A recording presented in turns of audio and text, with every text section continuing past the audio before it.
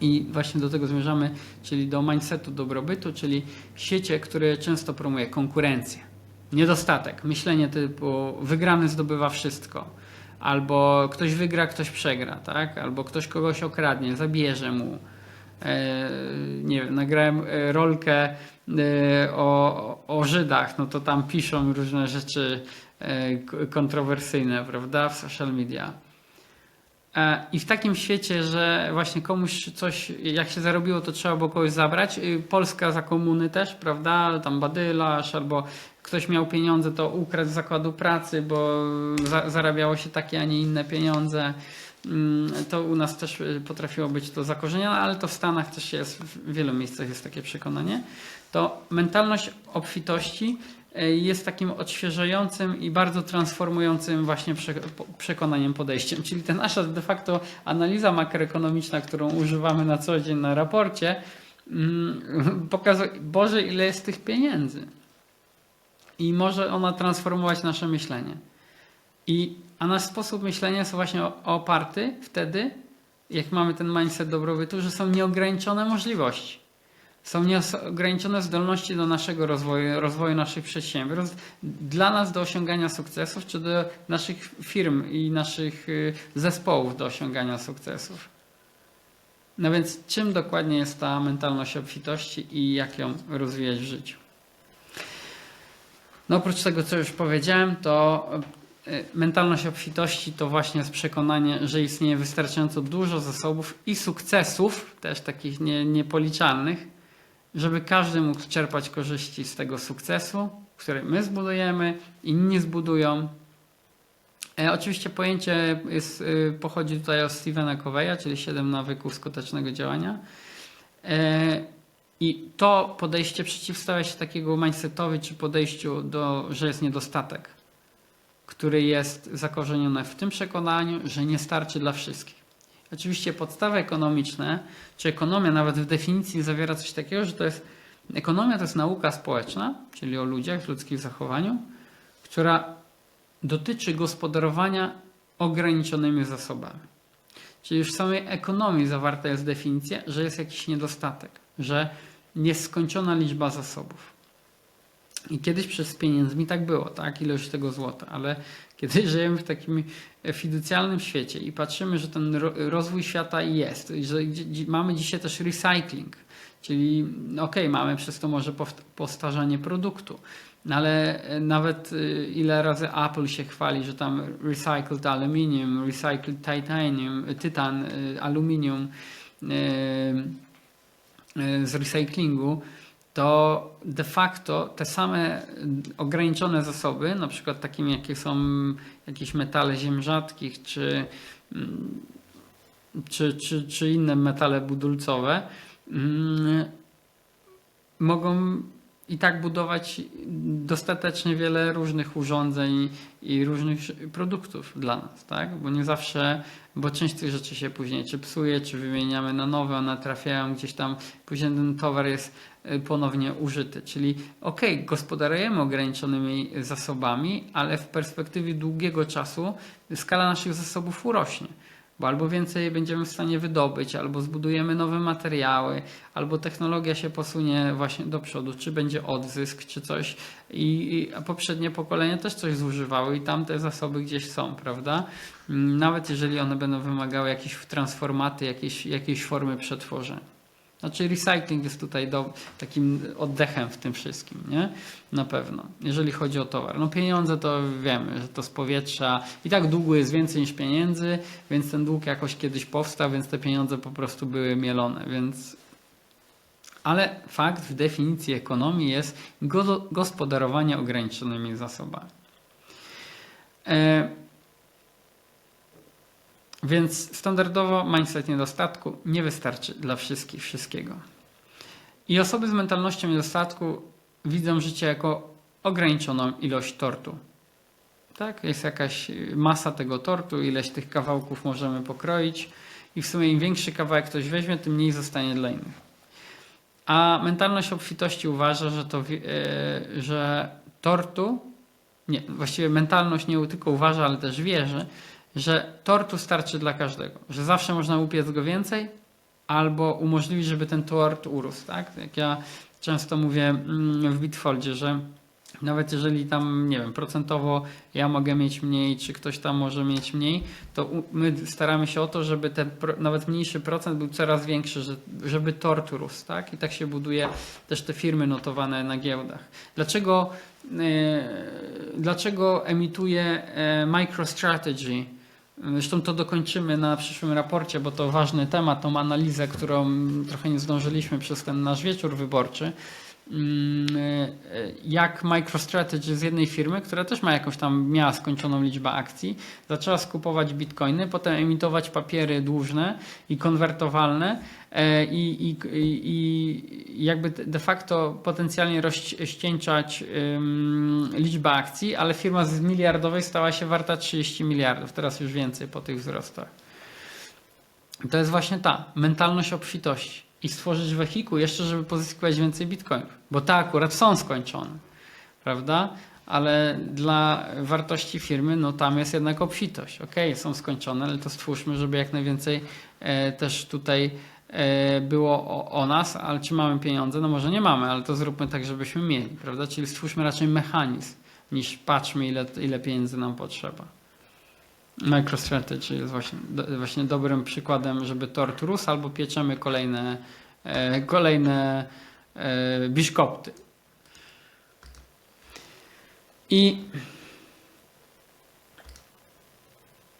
coś tu się popsuło. No właśnie. Natomiast osoby z mentalnością niedostatku, coś mi się tu nie... tak, jakoś chyba poprzestawiało, pokopiowało. Więc tak, teraz o tym torcie. Podejście mindsetu dobrobytu wykracza poza materialne bogactwo, bo obejmuje też temat relacji, wiedzy, na przykład dzielenia się wiedzą. Ja nie stracę wiedzy, jak Państwu to dzisiaj powiem.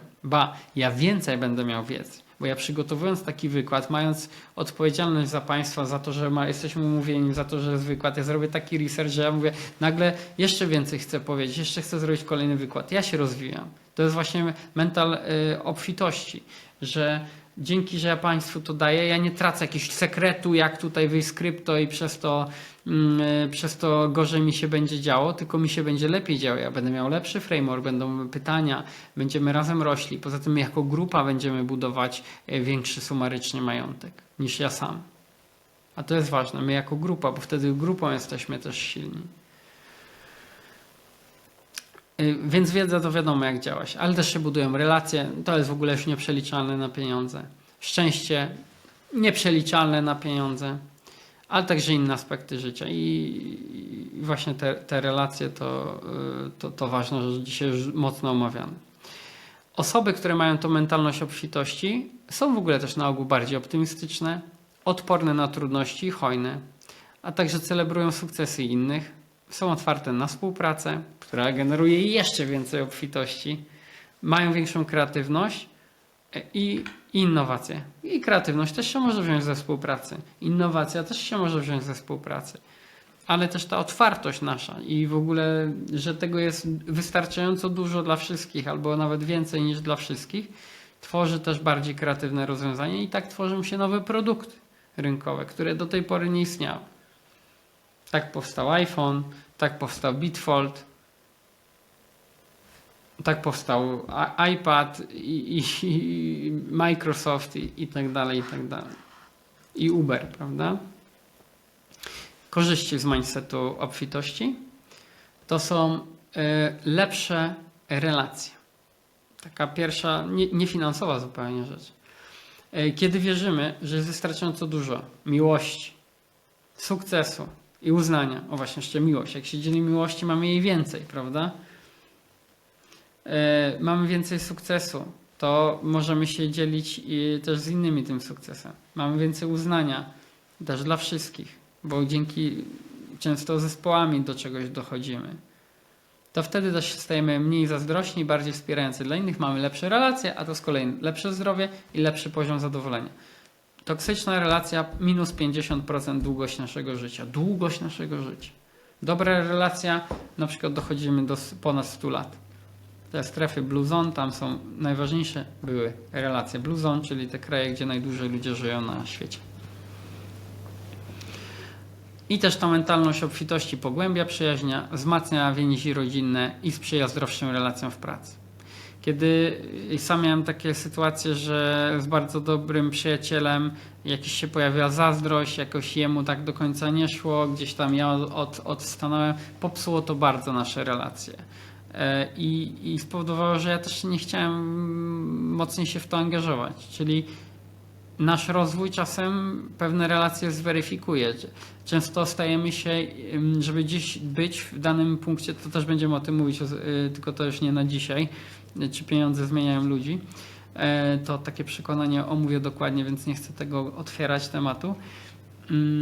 Ale my się stajemy jakimiś ludźmi, do czegoś dążąc i jak się stajemy, dopiero pewne rzeczy możemy przeskoczyć, mieć więcej też. Więc jak ktoś jest zamknięty i patrzy, że bo nie ma i się porównuje, zresztą porównywanie się jest bardzo też szkodliwym. Porównujemy się tylko sami do samego siebie, tak? I tego, czy rośniemy, czy idziemy w dobrą stronę, czy nasz net worth rośnie.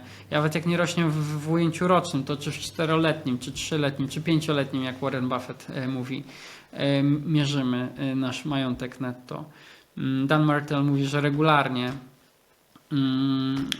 żebyśmy siebie do siebie porównywali, prawda? Ale sam mindset obfitości przekłada się właśnie na lepsze relacje, no bo komuś się udaje, to się cieszymy, wszyscy się, można się dużą ilością szczęścia dzielić. Też wzmacniają się więzi rodzinne, jeżeli każdy z tych wyznaje coś takiego. No i zdrowsze relacje w pracy, a jak mówiłem, zdrowe relacje to i też zdrowie fizyczne. Mindset obfitości też zwiększa naszą odporność, elastyczność, mentalną odporność, ale też która się przekłada na fizyczną czy zdrowotną. Adaptujemy się do trudnych sytuacji, kiedy żyjemy w mindsetie obfitości. Porażki przestajemy postrzegać jako koniec naszych możliwości, a zaczynamy traktować jako okazję dla nauki. Ja mam takie powiedzenie, to później chyba napisałem, że porażka nie jest przeciwieństwem sukcesu, tylko porażka to jest cegła budująca sukces. No to będzie napisane. I tak naprawdę przeciwieństwem sukcesu jest poddanie się, a nie porażka. Porażka jest naturalnym elementem muru czy budowli, jaką jest sukces. To jest bardzo ważne. Te porażki są tak na porządku dziennym, nie? Jak coś robimy. Trudności. Ale właśnie jak nawet wyjdziemy z tego właśnie takiego mindsetu obfitości, no tak, porażka jest super, bo mamy kolejną cegłę, żeby jednak dobudować ten cel, który chcemy. To jest zupełnie inne podejście, tak? A każda rzecz nas czegoś uczy. Mamy też wzrost kreatywności, innowacyjności, no bo jak mamy taką mentalność, że właśnie jest obfitość, to wierzymy, że pomysły są nieograniczone i tego kolejne rzeczy można odkryć, znaleźć i tak dalej, wynalazki i tak dalej. I to buduje naszą kreatywność, pozwala nam podejmować ryzyko i pozwala rozwinąć przedsiębiorstwo, tak? Bo nie zawsze to musi być po prostu wynalazek. To może być kreatywny model biznesowy, kolejny jakiś produkt, który może być jakąś tam drobną innowacją, nie musi być zaraz wynalazkiem, prawda? Czy nowe oprogramowanie. No i też takie osoby, które reprezentują mindset obfitości, mają większy sukces zawodowy, bo w pracy ta mentalność prowadzi do bardziej wspierającej, innowacyjnej kultury pracy. Jeżeli wszyscy reprezentują taki mental, to koledzy i koleżanki z zespołu nie boją się dzielić pomysłami i tworzą atmosferę wspólnego rozwoju, ale wtedy zespół musi to wyznawać cały. No i podniesienie dobrostanu, wiara, że istnieje wystarczająco dużo tego, czego potrzebujemy, czyli na przykład, nie wiem, pieniędzy, czy tego sukcesu, czy jakichś tam osiągnięć, to redukuje stres, lęki i poczucie braku. I ten pozytywny sposób myślenia wpływa oczywiście na zdrowie psychiczne, a ono się przekłada na zdrowie fizyczne, no to też już wiemy, że tak to działa. No jak rozwijać ten mental obfitości, żeby tam bardziej dojeżdżać? No pierwsze to jest praktyka wdzięczności, tutaj oczywiście są różne do tego podejścia, bo tam, żeby to nie było jakieś tam, wiedzą Państwo teraz, jakieś voodoo czy jakieś inne rzeczy, ale wdzięczność to bardzo potężne narzędzie do zmiany naszej perspektywy i spojrzenia też w bardzo pozytywny sposób, bo żebyśmy docenili to, co mamy, bo czasem pewnie nie doceniamy. Ja to najbardziej pewnie realizuję w modlitwie. Coachowie różni od rozwoju osobistego mówią, że się prowadzi dziennik wdzięczności, zapisuje się na przykład 3 rzeczy, które jesteśmy wdzięczni każdego dnia i to jest pewnie bardzo dobra technika, żeby zawsze zauważyć te rzeczy, więc warto na pewno notować.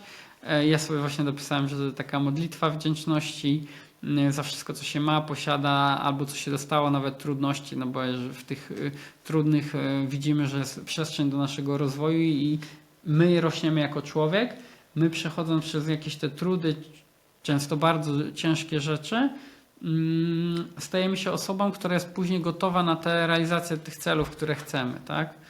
Czyli pozwalają one, te trudności nas dopiero przygotować na ten sukces. Albo zbudować nasze kompetencje, bo można powiedzieć, że często ten stan posiadania jest albo wypadkową czasu i tego jakby czasu nie przeskoczymy, po prostu musi się dziać, więc to jest jeden punkt, a druga rzecz to jest wypadkowa naszych umiejętności, tak? Czyli znowu ten Warren Buffett. Warren Buffett, bo ma wieki, inwestuje od 10 roku życia, ale bo robi to cały czas i zbudował ten skillset, jest genialnym inwestorem, bo swoje też przeżył, nie?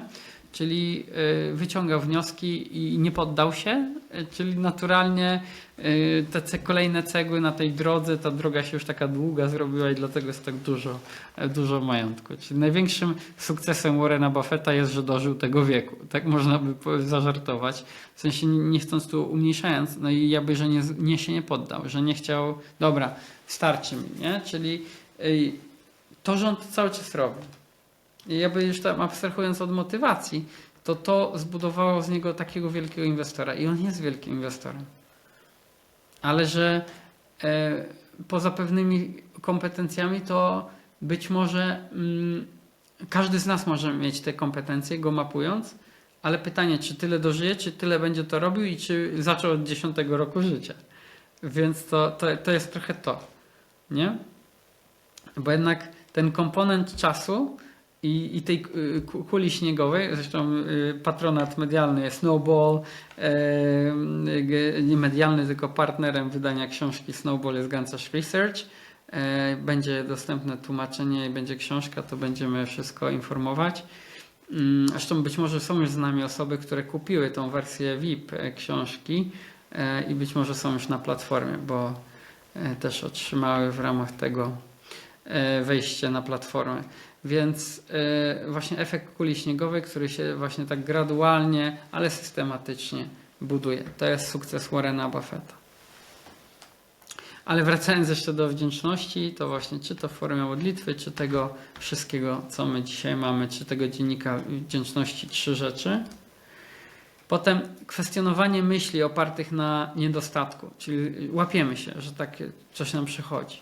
Zwracam uwagę, że pojawiają się takie myśli. To jest w jednym z opracowań chyba na temat innego przekonania padło takie sformułowanie, a może i tego, że złap tygrysa za ogon, że jak widzisz to, co się dzieje, to jedna z technik pracy nad takimi przekonaniami zmiany jest po prostu, bo tu dzisiaj nie będziemy o tych technikach w ogóle rozmawiać, ale żeby złapać to przekonanie i siebie złapać też, tak? To przekonanie jako tego tygrysa, ale siebie, że my myślimy i zwrócić na to uwagę, obejrzeć, że o kurczę, znowu to robię i w ten sposób możemy wykształtować taką dyscyplinę, żeby te myśli nie pozwalać tak beztrosko i bez konsekwencji sobie krążyć po naszej głowie. A te konsekwencje są dla nas, ale one nie czerpią żadnych konsekwencji, że są takie szkodliwe, nie?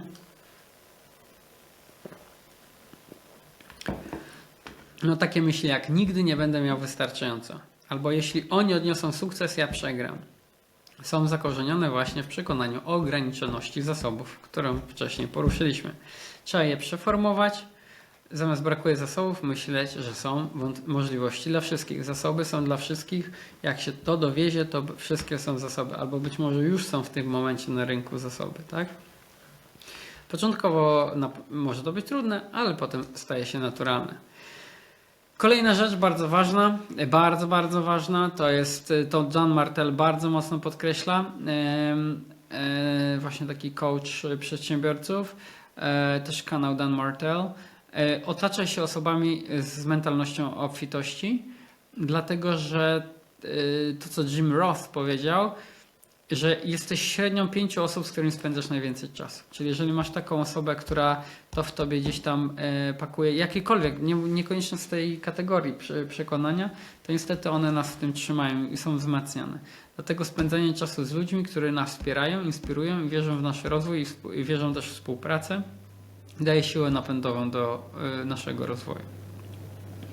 Więc im więcej otaczamy się osobami z odpowiednią mentalnością, w tym wypadku mentalnością obfitości, pomoże nam przyjąć podobne podejście.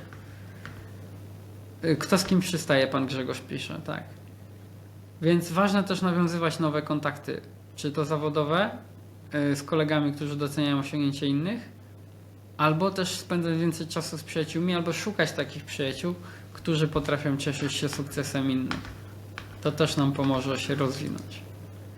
No i celebrujmy, bądźmy takim przyjacielem, czyli my celebrujmy sukcesy innych. Ważną częścią tego mentalu obfitości jest przekonanie, że sukces innych nie odbiera nam niczego, czyli bez zazdrości. Super, że masz, bardzo dobrze, być może nawet dzięki temu to nas gdzieś tam napędzi, prawda? Czy tak jest na pewno, w sensie, że to nas napędza, więc super, żeby ludzie wokół nas osiągali jak największe sukcesy.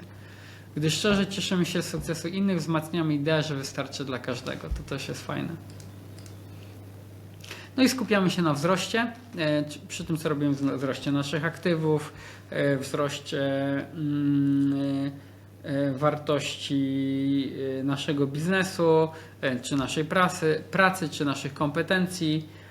No bo czasem pojawia się takie coś, że no nie wiem, nawet słyszałem tak, że rynek to komuś trzeba wyrwać na tym rynku, że to są takie box czy coś, takie są przekonania. No to nie jest mental obfitości. No zresztą te osoby często sobie wcale tak dobrze nie radzą, jak pokazują, tak? Bo dla nich to jest walka z innym, żeby komuś wyszarpać pieniądze. Zamiast pokazać, że to jest miejsce dla każdego, jak się nie siłujemy z rynkiem, tylko płyniemy z nim razem, jedziemy na tej fali, to wszyscy tej nie wiem, soli czy tam tej wody nagromadzimy po prostu, tak? Na fali tego rozwoju czy trendu sekularnego. I mentalność obfitości pomaga też, polega właśnie na tym, co ważne, czy coś podkreślałem, że konkurujemy z samym sobą, z przeszłości, z przyszłości, z tym, kim byliśmy wczoraj, czy z tym, jak nam wczorajszy dzień poszedł, a nie porównujemy się z innymi. Bo każdy ma inną historię, inne zasoby, inny poziom startowy, inne różne okoliczności, inne ma priorytety w życiu, w inne rzeczy inwestuje. Tylko porównywanie się z samym sobą ma sens. Nigdy w życiu i nigdy nie powinniśmy nikogo do kogoś innego porównywać. Tak? To dla dzieci jest ekstremalnie krzywdzące, jeżeli dzieci się porównuje. Dla nas jest ekstremalnie krzywdzące. Znaczy w ogóle porównywanie ludzi innych z innymi ludźmi jest wielką krzywdą dla każdego. W każdą stronę. Więc największym prezentem, jaki możemy sobie dać, to jest rozpocząć porównywanie się z samym sobą. I teraz, gdzie my jesteśmy? Bo to, jeżeli się źle z tym poczujemy, gdzie my jesteśmy versus wczoraj, to znaczy, że mamy do nadrobienia i to nas zmotywuje do czegoś. A jak zaczniemy się z kimś, to sobie odpalimy nieważne, znaczy niemożliwe historie w głowie, tak? Nie do opisania, jeżeli tak zrobimy. Więc starajmy się być lepszymi niż byliśmy wczoraj, niż porównywać się z kimś innym dzisiaj. No i dziel się hojnie. Taka zasada, czyli niezależnie od tego, czy się dzielisz wiedzą, innymi zasobami, pieniędzmi, czy czasem, to dzielenie się wzmacnia przekonanie o obfitości. Gdy się dzielimy, odkrywamy, że dawanie innym nam nie odbiera, wręcz przeciwnie, może wzbogacić nas wszystkich. Tak jak ja mówię, jakby im więcej jakichś tu sekretnych rzeczy na platformie szczególnie, bo może na YouTubie nie mówię też wszystkiego, ale tu się czuję tak jakby i bezpiecznie i wiem, że Państwo tu są po to, żeby z tego korzystać, no to jakby nie ma ograniczeń w tym, żebym tu przekazywał informacje, chyba że są już poufne jakąś umową obarczone, dlatego że tak naprawdę ja i tak z tego więcej wniosków później wyciągam i de facto mam więcej wiedzy, jak z Państwem się nią podzielę. Czyli wiedza akurat tak śmiesznie działa, czy ten system dzielenia się tu wiedzą, że mi się ona rozbudowuje dzięki temu, że Państwu ją przekazuje. Więc de facto ja się staję lepszym inwestorem, tak? No bo to przede wszystkim, tak? I mam lepsze kompetencje finansowe. Pan Arek pisze, tego mi brakowało. Panie Arku, proszę napisać dokładnie czego, bo komentarz... Pan Grzegorz pisze, bo najlepiej się człowiek uczy, gdy uczy innych. To też jest, to chyba też Dan Martel gdzieś mówi, także to jest bardzo znana prawda, nie? No to już na kursie powiedziałem, tak? A powiedziałem, że ważne, że jest jako społeczność Gantt Research stajemy się bogatsi. To jest też dla mnie ważne, to jest misja całej platformy, czyli żeby budować majątki rodzinne wszystkich osób, które są na platformie, bo no jest ta wiedza, ale umówmy się, jak będziemy my bogatsi, w sensie wszyscy razem, to mamy większe znaczenie, siłę ekonomiczną i to dla mnie nawet personalnie jest dobre, prawda?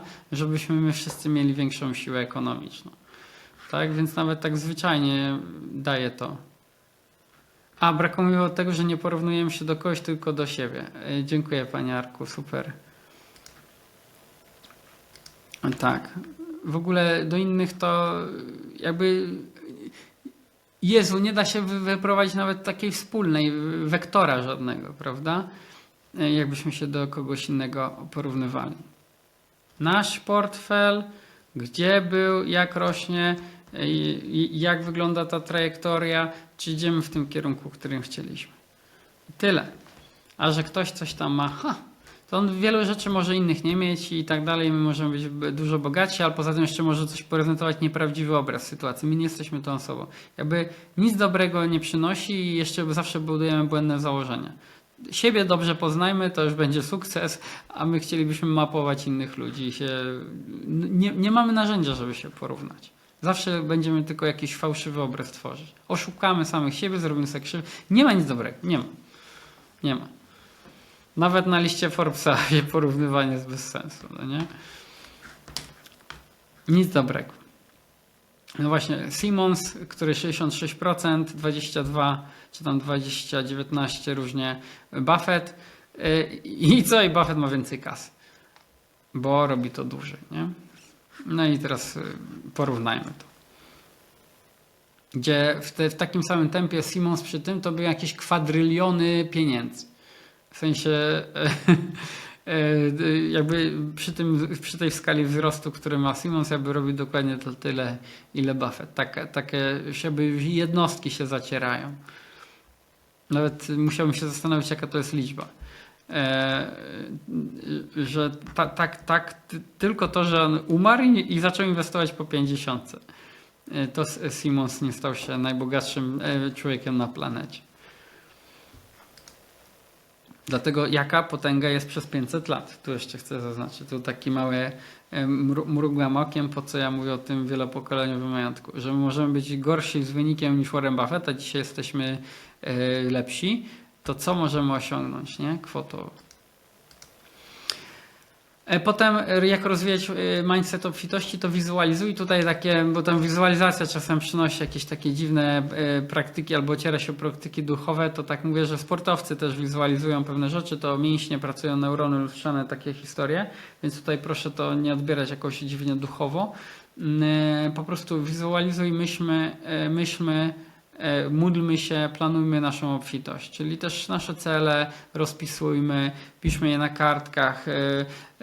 Też niektórzy coache mówią, żeby je nawet kilka razy dziennie przeczytać, żeby wiedzieć, co robimy, po co sobie przypominać samemu sobie, co jakiś czas robić rewizję tych celów, czy na pewno chcemy tam, czy nie chcemy gdzieś skręcić. To nas bardziej ugruntowuje w tym, po co my coś robimy, dlaczego co chcemy i tak dalej. Warto sobie wypisać cele. Jeżeli ktoś nie ma, no to już jest praca domowa na następne, no powiedzmy, no tak, na następny wykład, no, żeby już nie robić, że tam za tydzień trzeba, to żeby każdy sobie wypisał swoje własne cele, wszystkie. Życiowe, biznesowe, te wszystkie potrzeby poznaliśmy z każdego obszaru, co chcę osiągnąć, żeby to mieć listę i żebyśmy wracali na przykład kilka razy dziennie do tej listy. I sobie też myśleli o tym, że to osiągamy, ale też można się o to modlić. Ja się modlę o swoje cele i po prostu różnymi tymi metodami planować swoją obfitość. No bo jak mamy rozwijać mindset obfitości, to musimy planować, że będziemy w tej obfitości i że jeszcze będzie większa ona, tak? Powiększać swoją obfitość. Ale też ważne w drugą stronę, bo nie zawsze wszystko idzie po naszej myśli, tak? Czy krypto spada, czy się można pomylić, czy można, nie wiem, kupić lunę, można kupić jakiś skamerski projekt przez przypadek, coś tam w biznesie może się nie udać. Nie wszystko zawsze idzie jak dokładnie sobie zaplanowaliśmy. No chociażby mówię, ten 22 rok, prawda? Nieszczęsny. Więc też praktykuj współczucie do siebie i życzliwość dla samego siebie. Czyli ważne też, żeby nie być tylko życzliwy dla innych i ze zrozumieniem, tylko żeby sobie nie być najgorszym katem, nie? Bo tak też można. Pan Greg powiedział, że ta lekcja była mi potrzebna na etapie życia, w którym jestem. Wielkie dzięki, proszę bardzo.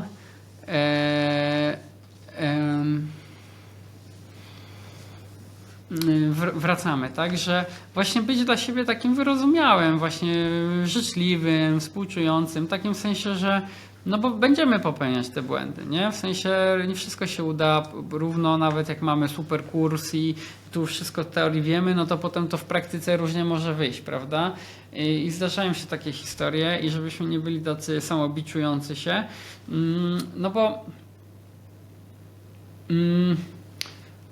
jak sobie dołożymy ten komponent czasu, to on nawet nasze błędy zniweluje. Błąd jest jak taka dziura w asfalcie, można urwać koło, ale jak tam szybko, jak będziemy dostatecznie długo jechać i tych kilometrów zrobimy, to nie w jedną dziurę przejedziemy, a i tak się dostajemy do tego celu. Czyli z jednej strony możemy urwać koło, możemy przebić oponę, ale oponę zawsze da się kupić nową, felgę da się wyprostować, zespawać w ostateczności. Więc ważne, że tym samochodem jedziemy tam do tego naszego celu, prawda? Więc kiedy popełnimy błąd, coś nam się nie uda, albo nie dojedziemy do celu w wyznaczonym czasie, bo to czasem jest taki temat, że nie jest w tym momencie, kiedy byśmy chcieli, albo mieliśmy oczekiwania. Oczekiwania to jest niebezpieczny temat, bo potem one powodują dużo nieszczęścia, że nie mamy to w wyznaczonym czasie. Czyli na przykład, nie wiem, osiągniemy cel 2-3 lata później. Albo załóżmy, że w cykliczności jakieś tam 3,5 czy 4 lata później. To ważne, żeby praktykować wobec siebie współczucie, a nie krytykę, bo tak jak już to powiedziałem, porażka nie jest przeciwieństwem sukcesu, ale jego budulcem. I droga być może założona była za krótka, albo życie pokazało, że tak jak ta korekta planu lotu, co wielokrotnie już mówiliśmy na tym właśnie wykładach z psychologii, że samolot leci, ma plan lotu, ale zawsze skręca autopilot czy ATC, kontrola wieża kontroli lotów mówi nam, że musimy jakiś tam kurs obrać, więc